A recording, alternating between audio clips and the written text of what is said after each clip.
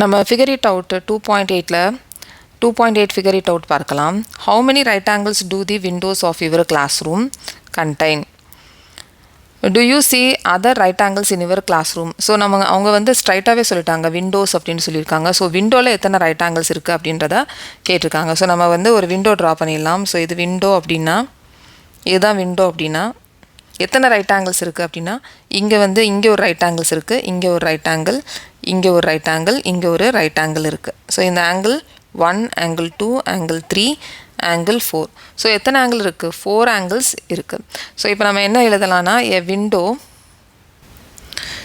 a window has 4 right angles, angle 1, angle 2, angle 3, angle 4. Do you see other right angles in your classroom அப்படின்னு சொல்லியிருக்காங்க. நம்ம class ரூமில் நிறைய right angles இருக்கிற மாதிரி நிறைய ஆப்ஜெக்ட்ஸ் வந்து நம்ம பார்க்கலாம். என்னென்ன பார்க்கலாம் அப்படின்னா பிளாக் போர்டு பார்க்கலாம். பிளாக் போர்டில் கார்னரில் இருக்கிறது எல்லாமே ரைட் ஆங்கிள்ஸ். இங்கே தான் பிளாக் போர்டு அப்படின்னா இது 90 டிகிரி, இது 90 டிகிரி, இது 90 degree, 90 degree.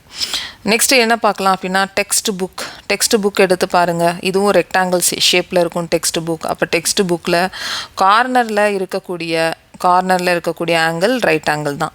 So text book வந்து சொல்லலாம். நெக்ஸ்ட்டு வேறு என்ன சொல்லலாம்? நம்ம இங்கே விண்டோன்னு சொல்லியிருக்கோம்ல, அதே மாதிரி நம்ம டோரில் போய் பார்த்தீங்க அப்படின்னா அங்கேயும் நமக்கு ரைட் ஆங்கிள்ஸ் கிடைக்கும். இதான் டோர் அப்படின்னா இங்கே 90 டிகிரி, இங்கே 90 டிகிரி, இங்கே 90 டிகிரி இருக்கும். ஸோ நமக்கு இங்கே ரைட் ஆங்கிள்ஸ் கிடைக்கும். ஸோ நீங்கள் டெக்ஸ்ட் புக் எழுதலாம், டோர் எழுதலாம், பிளாக் போர்டு எழுதலாம். உங்களுக்கு என்னென்ன ஆப்ஜெக்ட்ஸ் தெரியுதோ அதெல்லாம் நீங்கள் எழுதலாம். ஸோ இதை வந்து நீங்கள் எப்படி எழுதலாம் அப்படின்னா டூ யூ அப்படின்னு கேட்டிருக்காங்க. ஸோ எஸ்ஆர் நோ கொஸ்டின் அந்த மாதிரி. ஸோ நம்ம என்ன எழுதலாம்னா எஸ்ன்னு எழுதிட்டு at corner of door, black board and text book extra. So இந்த மாதிரி நீங்கள் எழுதலாம். நெக்ஸ்ட் வந்து question number 2. Join a 2 other grid points in the figure by a straight line to get a straight angle. Straight angle வந்து நமக்கு கிடைக்கணும் அப்படின்னா திருப்பி வந்து கிரிட்டில் ஜாயின் பண்ண சொல்லியிருக்காங்க. பாயிண்ட்ஸ் இருக்க இதை வந்து ஜாயின் பண்ண சொல்லியிருக்காங்க. அப்போ ஸ்ட்ரைட் ஆங்கிள்ஸ் நமக்கு கிடைக்கும். ஸ்ட்ரைட் ஆங்கிள்ஸ் எப்படி இருக்கும்? இதுதான் வந்து ஸ்ட்ரைட் ஆங்கிள்னா இங்கே வந்து பி, இது சி. ஸோ இது வந்து ஸ்ட்ரைட் ஆங்கிள் எப்படி சொல்லுவோம் அப்படின்னா CPA angle, CPA 180 degree. So straight angle எப்படி இருக்கணும் அப்படின்னா அதோட ஆர்ம்ஸ் வந்து கரெக்டாக வந்து ஸ்ட்ரைட் லைனில் ஒரே லைனில் இருக்கணும் இதோட ஆர்ம்ஸ். அப்போ இங்கே ஏபி இருக்குன்னா இங்கே வந்து நம்ம ஜாயின் பண்ணலாம். இங்கே ஜாயின் பண்ணிட்டு இங்கே பேர் கொடுத்துடலாம். அப்போ ஆங்கிள் சிஏபி 180 டிகிரி. ஸோ இதே மாதிரி நமக்கு இங்கே ஸ்ட்ரைட் ஆங்கிள் கிடைக்கணும் அப்படின்னா இங்கே ஜாயின் பண்ணிக்கலாம். அப்போ angle CAB is equal to 180 degree. So now join A to other grid points in the figure by straight line to get a right angle. Right angle நமக்கு கிடைக்கணும் அப்படின்னா நம்ம எங்கே லைனாக ஜாயின் பண்ணலாம் அப்படின்னா இங்கே நம்ம ஜாயின் பண்ணலாம். இங்கே நமக்கு 90 டிகிரி கிடைக்கும் CAB.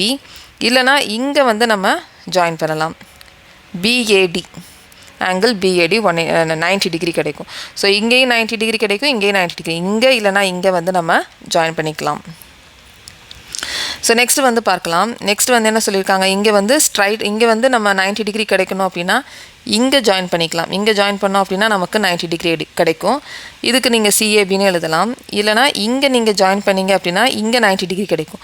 ஸோ இதுக்கு வந்து நீங்கள் DABன்னு போடலாம். ஸோ இது அல்லனா இது.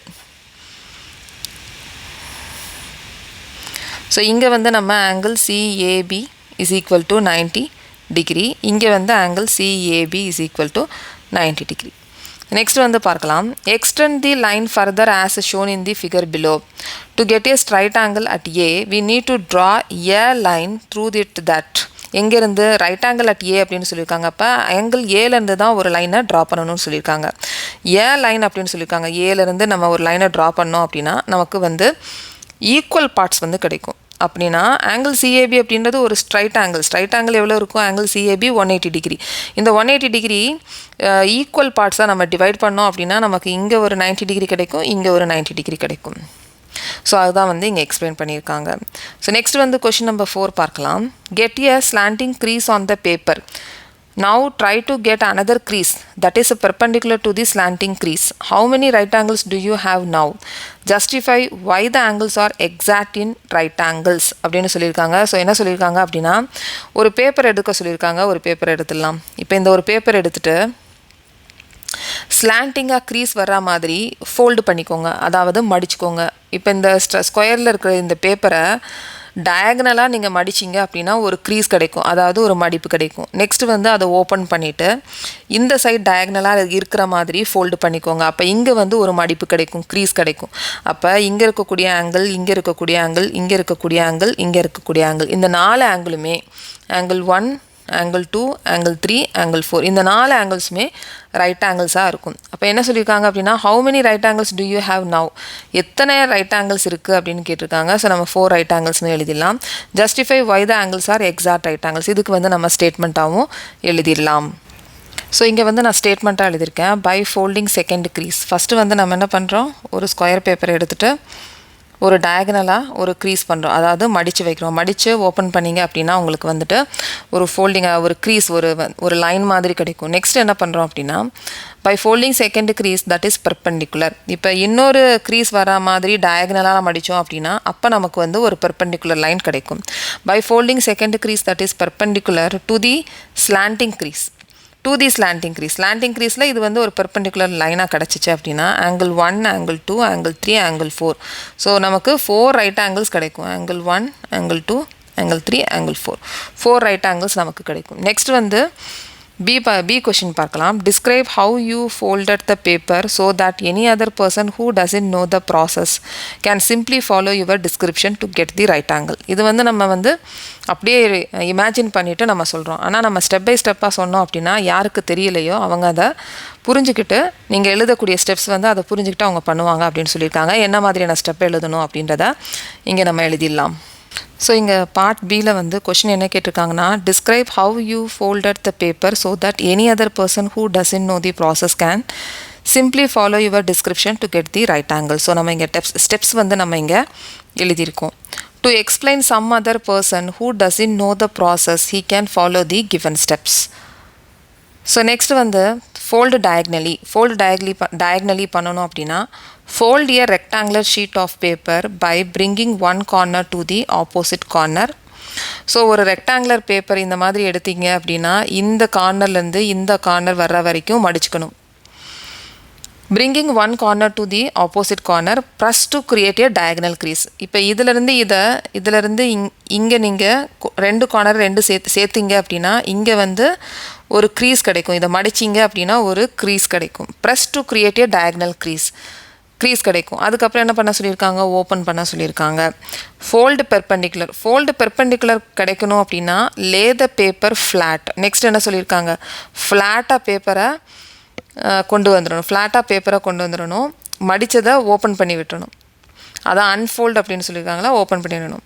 So lay the paper flat, fold one edge to the meet the diagonal crease, aligning it perfectly, press to create a perpendicular crease, unfold அப்படின்னு சொல்லியிருக்காங்க. இப்போ என்ன பண்ணணும்னா இந்த கார்னர்லேருந்து இந்த கார்னருக்கு பெர்ஃபெக்டாக நம்ம வர்ற மாதிரி மடிச்சிங்க அப்படின்னா இங்கே ஒரு க்ரீஸ் கிடைக்கும்.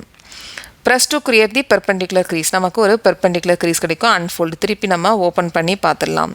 Check the intersection of the 2 crosses should create 4 right angles 90 degree at the crossing point. So இங்கே இன்டர்செக்ட் நடக்குதுல, இங்கே வந்து 90 டிகிரி, இங்கே 90 டிகிரி, இங்கே 90 டிகிரி, இங்கே 90 டிகிரின்னு சொல்லி 4 ரைட் ஆங்கிள்ஸ் நமக்கு கிடைக்கும். ஸோ இதுதான் வந்து இந்த ஸ்டெப்ஸ் தான் வந்து நம்ம எழுதியிருக்கோம். ஸோ நெக்ஸ்ட்டு வந்து நம்ம கிளாசிஃபையிங் ஆங்கிள்ஸில் பார்க்கலாம். நெக்ஸ்ட் கிளாசிஃபையிங் ஆங்கிள்ஸ் பார்க்கலாம். Angles R classified in 3 groups as shown below. Right angles are shown in the second group. What could be common features of the other 2 groups அப்படின்னு சொல்லியிருக்காங்க. So நடுவில் இருக்கிறது வந்து right angles. Other 2 groups வந்து என்ன angle அப்படின்றத நம்ம கண்டுபிடிக்கலாம். ஸோ இங்கே வந்து நமக்கு இந்த வேர்டெக்ஸ் பாருங்கள் ரொம்ப சின்னதாக இருக்குது. இது வந்து அக்யூட் ஆங்கிள், இது அக்யூட் ஆங்கிள்ஸ். இந்த குரூப் பாருங்கள், இதோட வெர்டெக்ஸ் எப்படி இருக்குது, அகலமாக இருக்கா, அப்போ வந்து அப்டியூஸ் ஆங்கிள்ஸ்னு எழுதியாச்சு. ஸோ இதில் காமன் ஃபீச்சர் அப்படின்னு பார்த்தீங்க அப்படின்னா இதில் வந்து லெஸ் தேன் 90 டிகிரி. ஸோ இப்போ அக்யூட் ஆங்கிள் அப்படின்றது என்னென்னா, இப்போ இது 90 டிகிரி ரைட் ஆங்கிள் இருக்குது அப்படின்னா 0 டிகிரிலேருந்து 90 டிகிரி வரைக்கும் ரைட் ஆங்கிள், இது வந்து கரெக்டாக எக்ஸாக்டாக 90 டிகிரி. ஆனால் அக்யூட் ஆங்கிள் அப்படின்றது 0 டிகிரிலேருந்து 89 டிகிரி வரைக்கும் நம்ம சொல்லலாம். 89 டிகிரி. எக்ஸாக்டாக 90 டிகிரின்னு சொல்ல முடியாமல் 89.99 வரைக்கும் நம்ம வந்து என்ன சொல்லலாம், அக்யூட் ஆங்கிள்னு சொல்லலாம். ஸோ இங்கே அப்டியூஸ் ஆங்கிள் அப்படின்றது என்னென்னா மோர் than 90 degree but less than, more than 90 degree but less than 180 degree, less than 180 degree. இங்கே அக்யூட் ஆங்கிள் வந்து லெஸ் தேன் 90 டிகிரி, இங்கே மோர் than 90 degree but less than 180 degree. So இப்போ வந்து நமக்கு மோர் தேன் 90 டிகிரி, இப்போ இதை எடுத்துக்கலாம். ஸோ இது வந்து 90 டிகிரி, இதுக்கு மேலே போச்சு அப்படின்னா 91 டிகிரி. இப்படி ரைட் அண்ட் ஸ்ட்ரைட் ஆங்கிள் அப்படின்னா இங்கே வந்து 180 டிகிரி இருக்கும். ஆனால் நம்ம என்ன பண்ணணும், 180 டிகிரின்னு சொல்லக்கூடாது, ஏன்னா 180 டிகிரினா அது ஸ்ட்ரைட் ஆங்கிள் ஆயிரும். அப்போ 179 டிகிரி வரைக்கும் சொல்லலாம்ல. இப்போ நடுவில் என்ன ஆங்கிள் இருக்கோ அது வரைக்கும் நம்ம சொல்லலாம். இப்போ மோர் தேன் 91லேருந்து, மோர் தேன் 90 டிகிரியிலேருந்து லெஸ் தேன் 180 டிகிரி. ஸோ இது வந்து obtuse angle. In the first group all angles are less than right angle or in other words less than a quarter turn. Less than right ஆங்கிள்னு சொல்லாமல் less than quarter turn கூட நம்ம சொல்லலாம். Such angles are called acute angles. In the third group, all angles are greater than a right angle but less than straight angle. The turning is more than a quarter turn and less than a half turn. So, இந்த மாதிரி கூட நம்ம சொல்லலாம். Such angles are called obtuse angles. So, next வந்து figure it out. Identify acute right, obtuse and straight angles in the previous figures. So, நம்ம already நம்ம இங்கே identify பண்ணியாச்சு எதெல்லாம் ரைட் ஆங்கிள், எது அக்யூட் ஆங்கிள், எது அப்டியூஸ் ஆங்கிள், எது straight angle அப்படின்ட்டு. ஸோ இது பண்ணியாச்சு. நெக்ஸ்ட் வந்து கொஷின் நம்பர் 2ல் make a few acute angles and few obtuse angles, draw them in different orientations அப்படின்னு சொல்லியிருக்காங்க. ஸோ அக்யூட் ஆங்கிளுக்கு நம்ம அக்யூட் ஆங்கிள்ஸ்க்கு இந்த மாதிரி ட்ரா பண்ணலாம். இது acute angle. So angle ABC. So next வந்து நம்ம இப்படி இந்த சைடில் நம்ம அக்யூட் ஆங்கிள் எழுதலாம், ட்ரா பண்ணலாம், சிஏபி. ஸோ நெக்ஸ்ட்டு வந்து மூணாவதாக இந்த மாதிரி ட்ரா பண்ணலாம், சிஏபி. ஸோ நெக்ஸ்ட்டு வந்து ஃபோர்த்து அக்யூட் ஆங்கிளுக்கு நம்ம இப்படி நம்ம ட்ரா பண்ணலாம், டிஇஎஃப். ஸோ இது வந்து அக்யூட் ஆங்கிள்ஸ். அதே மாதிரி அப்டியூஸ் ஆங்கிள் அப்படின்னா இந்த மாதிரி நம்ம ட்ரா பண்ணலாம், இது அப்டியூஸ் ஆங்கிள்.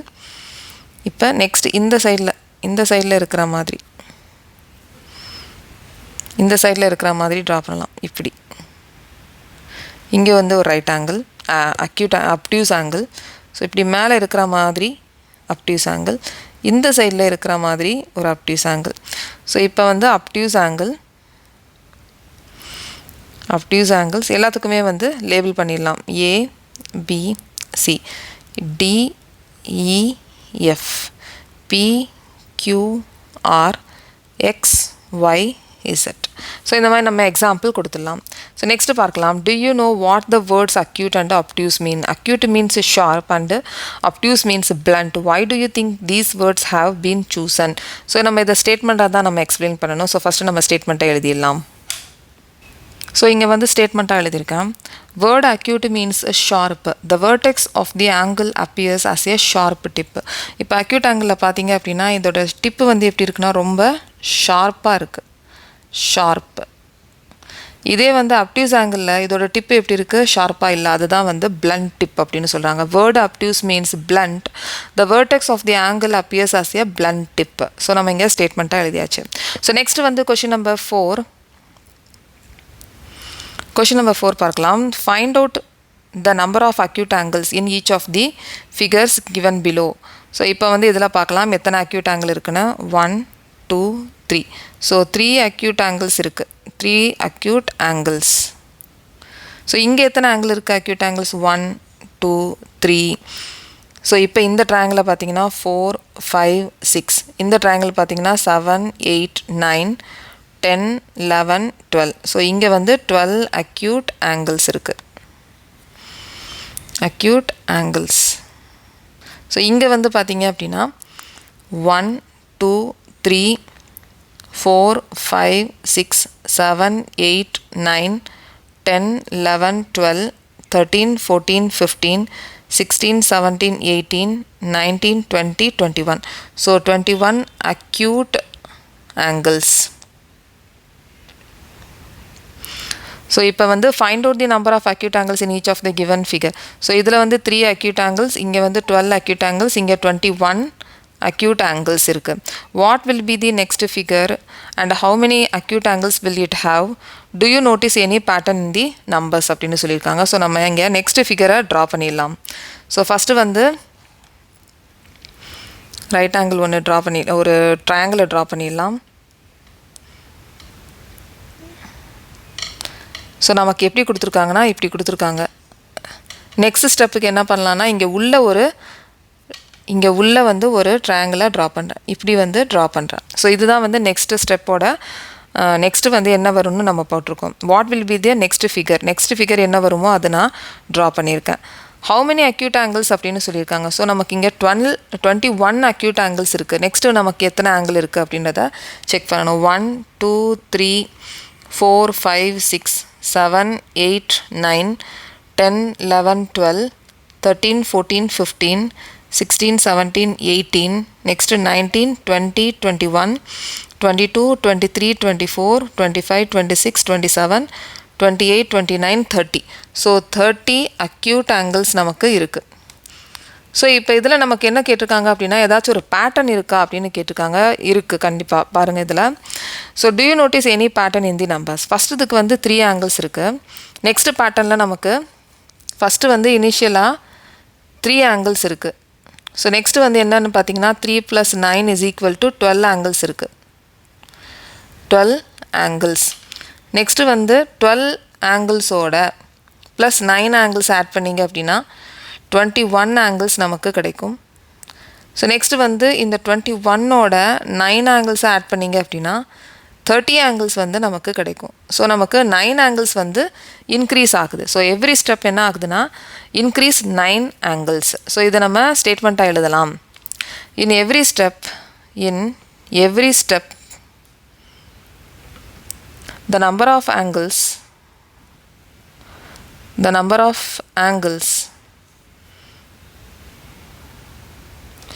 increase by 9. அவ்வளோதான். ஸோ இப்போ நம்ம கொஷின் நம்பர் 4 பார்த்தாச்சு. நெக்ஸ்ட்டு வந்து ஃபிகர் இட் அவுட் இல்லை நெக்ஸ்ட்டு வந்து 2.9 வந்து பார்க்கலாம் மெஷரிங் ஆங்கிள்ஸில். இந்த சேனல் இந்த வீடியோ உங்களுக்கு பிடிச்சிருந்துச்சுன்னா சப்ஸ்கிரைப் பண்ணுங்கள், ஷேர் பண்ணுங்கள், லைக் பண்ணுங்கள், கமெண்ட் பண்ணுங்கள். தேங்க்யூ.